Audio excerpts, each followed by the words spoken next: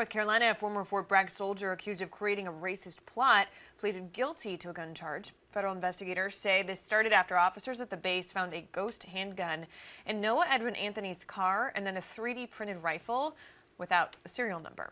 That was in his room.